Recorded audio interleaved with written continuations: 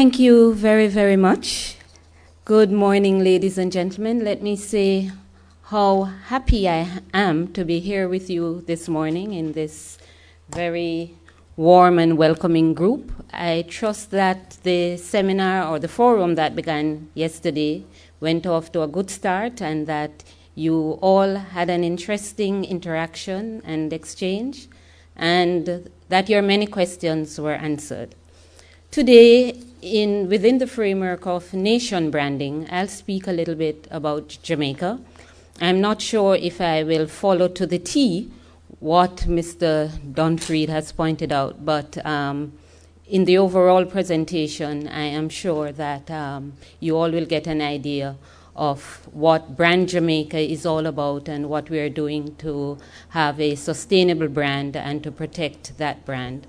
And afterwards, I'm willing to answer any questions that you may have. I realize that the time is very short, so I will just go right into my presentation. We are all aware that the notion of place and nation branding has become somewhat of a buzzword these days, following the popularization of the term by the father of place branding, Sir Simon Anholt, in the mid-1990s. Since then, many experts have come up with their own interpretation of the concept and its benefits. Choose any definition you like, but one thing is certain. We have all grown to realize that brand building is not instant. It is a long process, which will vary depending on the sector being branded and the objectives to be met. As such, national priorities will undoubtedly guide the development of branding efforts, depending on the image to the outside world that said country wishes to communicate. Results may not be immediate and could require a good amount of financial outlay and exposure before reaping anticipated rewards. Peter Van Ham also refers to this new phenomenon, a trend from nation building to nation branding, and the rise of what he calls the brand state. As such, he said smart states are building their brands around reputations and attitudes in the same way that smart companies do. Close quotation. Globalization is putting pressure on states to develop, manage, and leverage their image. Besides, as integration creates greater homogenization, states need to craft distinct images to stand out in a competitive crowd. A positive and clear image of a country can help generate the first signs of interest that a powerful country will have, for example, in a developing country. It can dictate how these countries will interact and the various types of partnerships they will forge. At the economic level, creating a brand can represent the benchmark of a country's economic abilities and competitiveness, creating an image conducive to close business relations. This can facilitate trading concessions and incentives as well as greater flows of investment, which in turn can stimulate a country's national economy, creating jobs and increasing wealth with consequent increases in government revenue. A politically stable country with strong democratic values is another feature that will add greater value to the brand and speaks to the importance that sound governance plays in country branding. Nation branding is interwoven with history and culture, what the country represents, what it has to offer. Culture is therefore a strong medium through which to promote nation branding, as it is emotionally powerful. According to the experts, the roles and tasks involved in nation branding can be summarized as follows: crafting a nation's identity and developing a competitive strategy. Nation branding is synonymous with identity, and each country must develop its own strategy based on its own peculiarities and special attributes and customized to its own circumstance. As such, Brand Jamaica is a composite of many elements, all special and unique to the island called Jamaica, and which over the years has become so potent internationally that many are of the view that Jamaica has become a brand in itself, borne out by the distinguishable colors of its flag, the only one of two countries in the world that neither has red, white, or blue in its color combination. From its Blue Mountain coffee, to the famous jerk seasoning in its cuisine, to the Reggae Boys soccer team and its lightning bolt athletes, Jamaica has been successful in putting itself on the world map, as we like to say in local Jamaican parlance. In 2007, Simon Anholt, in referring to the island's brand strength, stated, "There are a number of other countries out there whose natural national identity is so well worth protecting, even if their brand image isn't quite as perfect as Switzerland's. Jamaica is a prime example. The sounds of reggae, the colors of Rasta, and all the rest of that extraordinary country's national identity have been loved, admired, and recognized around the world." Close quote. At the center of the brand, we find Jamaicans, and so brand Jamaica is synonymous with unleashing the potential of the Jamaican people. There is no doubt that the most treasured resources of a country are its people, and this is what has been placed at the center of brand Jamaica. As our tourism minister so aptly puts it, Jamaica has given the world many things, but the most wonderful has been the people of Jamaica. And it is therefore not surprising that one of our greatest catchphrases is the bold energy of our people, building on our creativity, indomitable spirit to achieve, resilience, innovation, and hard work.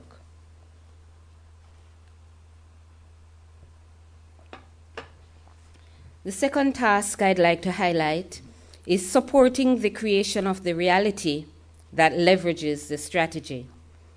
In February 2007, Jamaica Promotions Corporation, JAMPRO, launched its Brand Jamaica program aimed at repositioning Jamaica as a premier trade and investment destination, complementing its already well-established attributes as a tourist paradise. The strategic intention was to convince the traveler that both sides of the Jamaican experience are essential in creating the necessary balance between business and pleasure.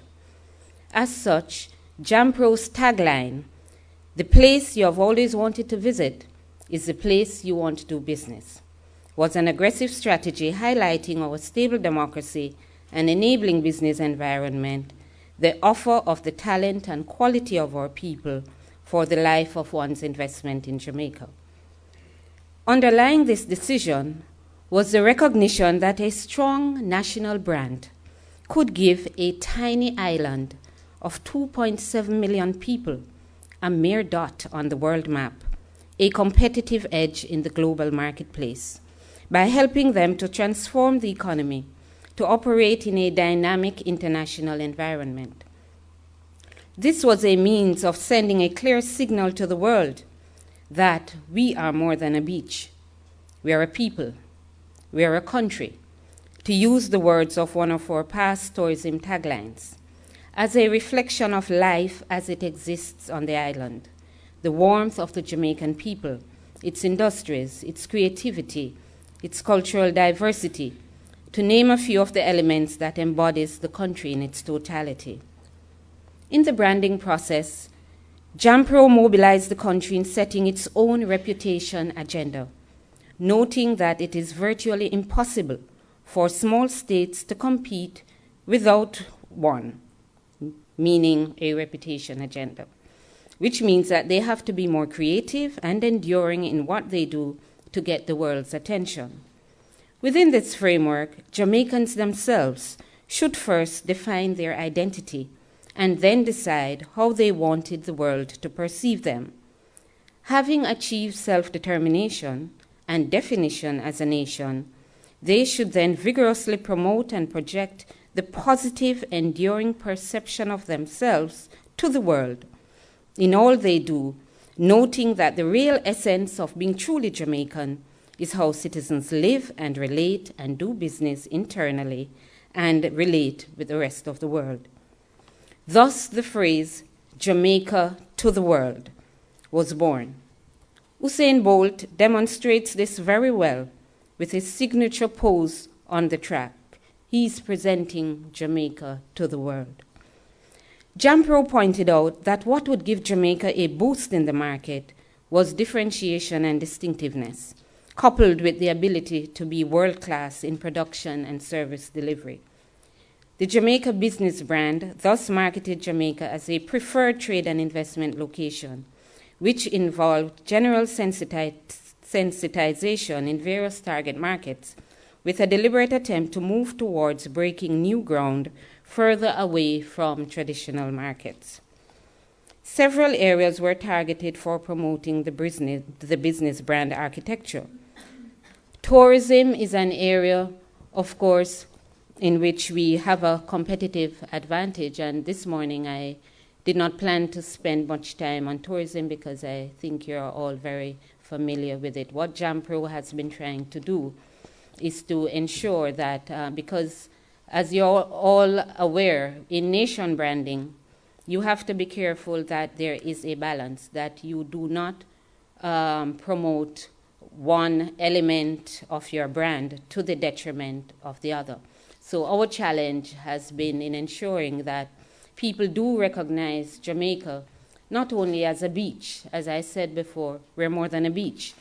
That Jamaica is serious about business, trade, and investment, and that many things are happening in Jamaica which the world needs to hear and the world needs to know about, because for a small country our size, I believe that we have made a phenomenal impact on the world, but we still have quite a lot to do.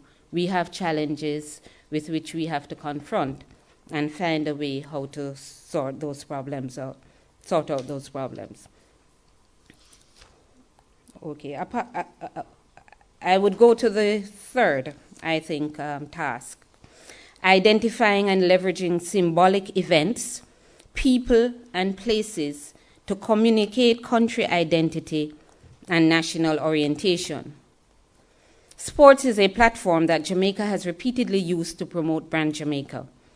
When Jamaica gained its biggest medal tally ever in World Athletics, 7 gold, 4 silver, and 2 bronze medals, coming second overall at last year's IAAF Championships held in Berlin, it provided an opportunity to convert the National Medal Hall into gold for the country. The impact of the team's performance, at the nucleus of which was the world record-breaking performance of Usain Bolt, provided an unquantifiable amount of positive publicity for Jamaica across the globe and has made the dream of seriously developing sports tourism as an added dimension of the general tourism product. One of the things I would like to draw attention to here is that as a brand, you have to be constantly rebranding yourself, constantly developing.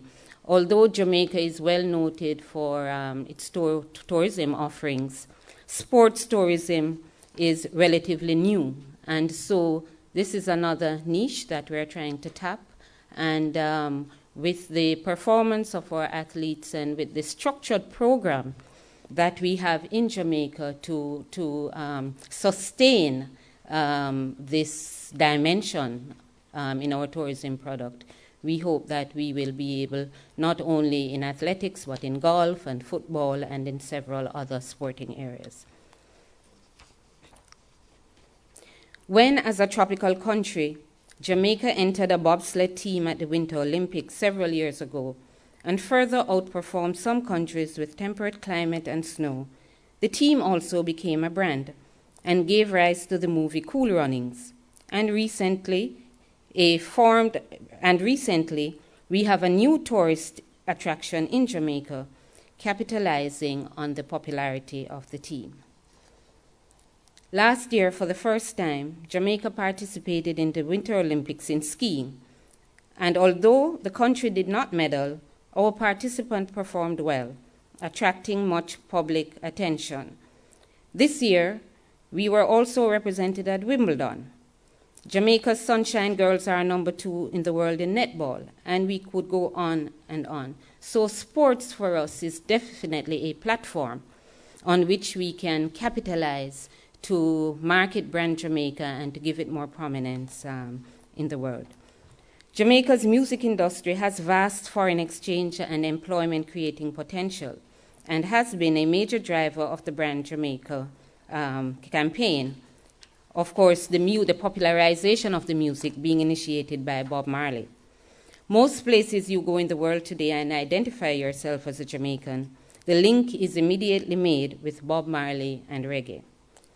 The music has had such a phenomenal development that imagine this. Let us take an imaginary journey.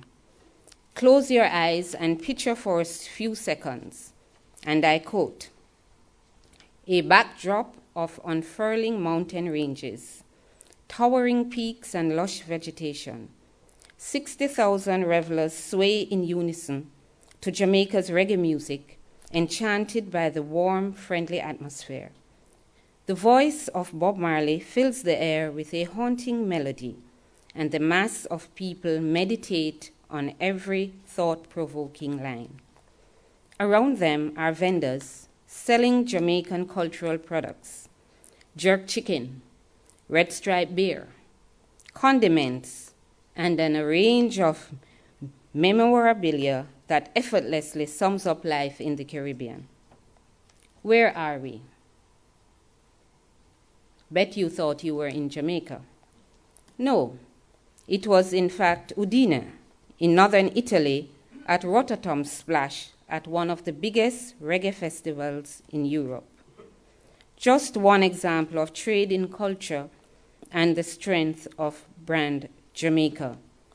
This was taken from a speech by our Minister of Culture, Babsy Grange, Honorable Babsy Grange, when she went to Italy. And she was so overwhelmed by the potency of brand Jamaica in Italy that it was quite emotional for her. She could close her eyes and picture herself being in Jamaica. So we continue to use various events to market the country, culturally, historically, and otherwise, and we are glad when others do the promotion for us. The next task, providing clear, believable, and positive communication of what the country really is, what it stands for, and where it is going. A few years ago, the Jamaican government launched the national program Vision 2030, Jamaica, the place to live, to work, to raise a family, a project destined to render Jamaica developed country status by the year 2030. You may say a very ambitious project, but we consider it important to set goals and work towards them, and we believe that we can make signposts along our journey, which will eventually take us there. This ties in with the stimulating national self-consciousness, promoting patriotism, harmony, a sense of pride to enhance national mobilization. This is important because if the people do not feel Jamaica, they can't communicate Jamaica, and so it begins with them. Many of the companies establishing businesses in Jamaica and even tourists visiting Jamaica, what they have said to us repeatedly, what attracts them to Jamaica? The people. You can go anywhere and have the sun and have the beach, but the people, the warmth of the people, and how they feel about their country. Many of them, of course, as you know, Jamaica is a developing country. We have pockets of poverty. We are trying to attain our Millennium Development Goal in that respect. But even in poverty, people have a sense of pride about their country. Jamaicans believe that there is nothing they cannot do. They think they can fly. and they believe that one day they will be able to fly. And I think it's that indomitable spirit that helps them through hardships. We are susceptible, as you know, to hurricanes practically every year. And you would find after a hurricane, some people have lost their roofs, some are even without a home. But they are smiling, they are walking around helping each other, and you find that this togetherness, I mean, it's not rosy all the time. We have our challenges, as many of you know, but I don't know any country that does not have challenges. But what I'm saying, the exposure of the brand has to begin at home and begin with the people. Stimulate relevant and critical innovations among stakeholders around the strategy and coordinate to tell the same powerful story. It means that all the players revolving around the brand have to be saying the same thing. They have to be on the same page. And of course, that requires collaboration and cooperation. Government and private sector collaboration is particularly important to make the branding effective, as both entities complement each other. What the public sector lacks in branding skills, the private sector can provide. And of course, the private sector cannot operate on its own without the legitimacy of government.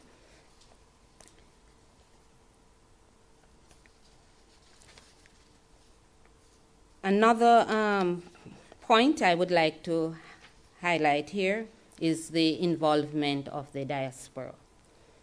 Mr. Dumfried knows I'm very passionate about the diaspora and about the contribution that the diaspora can make to national development. In Jamaica, we have a very structured program for involvement of the diaspora. And the coordination of that rests in the Ministry of Foreign Affairs and Foreign Trade. But of course, the ministry coordinates with the private sector, collaborates with other government entities like the ministry responsible for Brand Jamaica, the Ministry of Tourism, and so they all get together and ensure that they are saying the same things to the diaspora.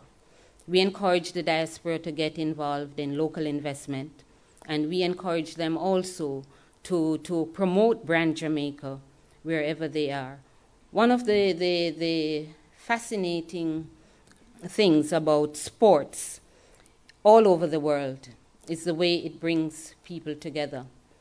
And no matter where a sporting event is being held, if a Jamaican is participating, you are bound to see a Jamaican flag there. People will travel miles and miles to go and support Jamaica. And so this is something we are trying to instill. Many Jamaicans, for instance, in the US, Canada, and the UK, they hold high offices in the government and so on, and of course, using the opportunity to promote Brand Jamaica, to protect Jamaica's interests. So the diaspora is a very powerful tool that countries can use to help to promote their brand. Now, having said this, there are challenges in terms of nation branding. Many of our countries are poor. We do not have enough resources to allocate to promotion. And of course, we have to be very creative. And so, for instance, foreign missions overseas, the Ministry of Tourism, for instance, encouraging familiarization tours to the island, trade missions, participating in trade fairs, that also is very expensive. So we have to, for small countries and for poor countries, every day it's as if we have to be coming up with a new strategy to be out there competing, because the world is rapidly changing. It's a dynamic environment, and we all have to secure our place and to make sure that our country gets the attention that it needs so that it can develop and provide for its people. One of the challenges we now face, and as Jamaica, we of course are very strong in certain areas, the creative industries. That's an emerging area for many countries, and I do not think developing countries, including Jamaica, have been able to exploit the benefits as much as they should from the creative industries. For instance, Jamaica, fashion is a very big item. It's a big industry in Jamaica, but we have not been able to market that internationally. When you look at a country like Australia, and you see movie stars jetting into Australia to get their clothes and to go to the latest designers. So that's where we would like to reach. And we are now working on developing a strategy to hone the creative industries, fashion, film. Many people do not know that many of the James Bond books were written in Jamaica. 2 films were filmed in Jamaica. And Jamaica is an ideal film location, so we have to market that and become more aggressive in our marketing efforts. I don't think we can just sit back and rely on sports and music. We need to show the world that there is more to Jamaica than reggae. There's more to Jamaica than the beach, and there's so much more. And I'm sure that many of you in your countries, you have high points that you highlight, but like us, you also have challenges in bringing to the fore those areas that you think you may have a competitive, in which you may have a competitive advantage, but because of lack of resources, sometimes too, technical constraints prevent you from marketing the country the way you would like to. So I don't know if I should stop here to say that I'm not sure if there's anything that you wanted to hear that I have not touched on. I've tried to be quite brief, giving you in a nutshell our identity as brand Jamaica. It has paid off for us. Investments have increased. We now have in the tourism sector, Spanish investment has increased dramatically. We would like to have this replicated in the other areas we spoke about, particularly the creative industries, because that is where we really feel that we have a competitive advantage, but have not been able to maximize the benefit. If we are not careful, others will market Jamaica and benefit from it. And so we have to be careful. We see Blue Mountain coffee sometimes in supermarkets, and it's not authentic Blue Mountain coffee. So piracy is another area that one has to pay attention to ensure that your brand maintains its integrity and that it can be sustainable as a positive brand. Thank you. I don't know if